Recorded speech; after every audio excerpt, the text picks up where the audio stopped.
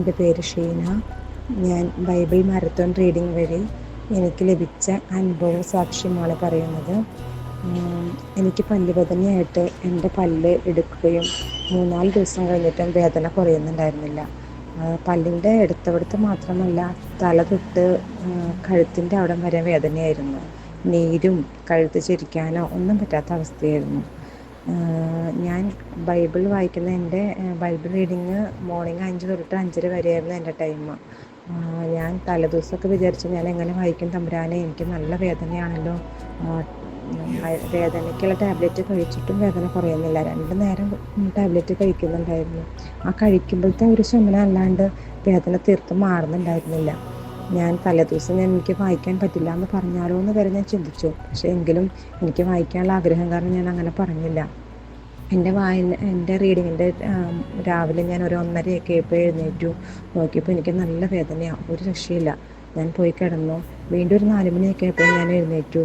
എന്നിട്ട് ഞാൻ ബൈബിളൊക്കെ തുറന്നു വെച്ച് പ്രാർത്ഥിച്ച് വായിക്കാൻ വേണ്ടിയിട്ട് റെഡിയായപ്പോൾ എനിക്ക് നല്ല വേദന. തമ്പുരാനെ, ഞാൻ എങ്ങനെ വായിക്കും? എനിക്ക് കുനിഞ്ഞിട്ടൊന്ന് തല കുനിമ്പിടാൻ പറ്റുന്നില്ല, വായിക്കാൻ പറ്റുന്നില്ല. തലയുടെ ഉള്ളും കഴുത്തിൻ്റെ അവിടെയൊക്കെ വേദനയാണ്.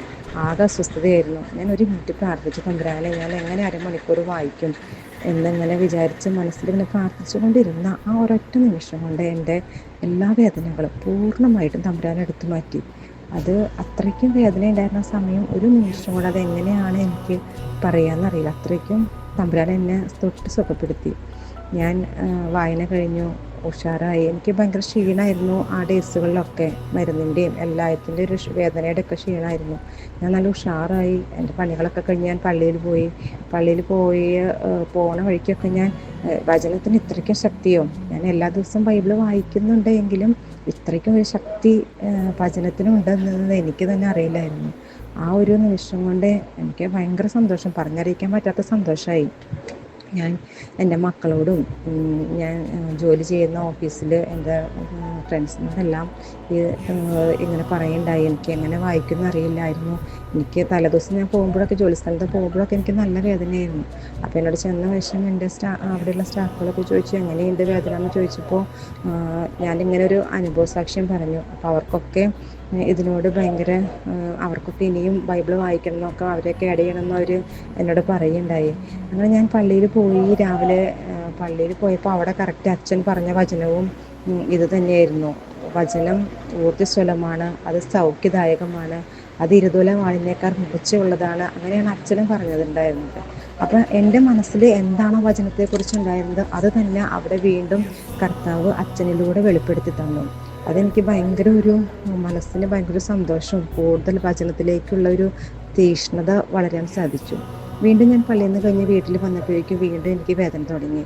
വീണ്ടും അപ്പോൾ ഞാൻ അന്ന് ഡോക്ടറെ വിളിച്ചു പറഞ്ഞു, ഡോക്ടർ, എനിക്ക് വേദന ഒട്ടും കുറവുന്നില്ല, എൻ്റെ ചെവിയുടെ അവിടെ നിന്നും തലയുടെ ഉള്ളിൽ കഴുത്തിൻ്റെ അവിടേക്കൊക്കെ വേദനയാണെന്ന് പറഞ്ഞു. അപ്പോൾ ഡോക്ടർ പറഞ്ഞു, ഇത്ര ദിവസമായിട്ടും പല്ലെടുത്തിട്ട് അവിടെ വേദന ഉണ്ടാവാൻ വഴിയില്ല.